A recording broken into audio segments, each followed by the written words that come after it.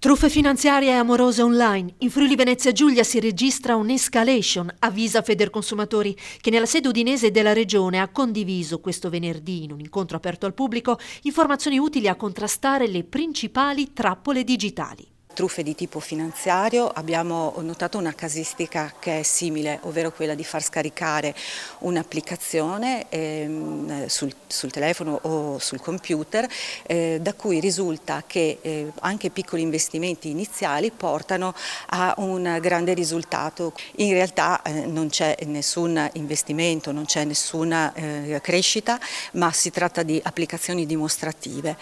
Vengono fatti scaricare anche contemporaneamente dei link di controllo da remoto, per cui il truffatore indirizza gli investimenti sul conto che gli appartiene. C'è gente anche udinesi, friulana, che ha perso anche 50.000, 60.000 euro, avete detto. 60.000 euro, abbiamo anche riscontrato la truffa nella truffa. Si trattava di un investitore di sesso maschile. Nel momento in cui era un po' reticente a fare ulteriori investimenti è stata introdotta una trader, chiamiamola una esperta finanziaria di sesso femminile, che ha cercato di far credere alla vittima di essere innamorata e di carpire ulteriori investimenti. In un'epoca in cui, come è stato sottolineato, il virtuale sostituisce il reale alimentando solitudine e disagio, sono numerose le persone che investono emotivamente in una amicizia o relazione online che poi si rivela falsa. Questa signora ha avuto un contatto tramite un social network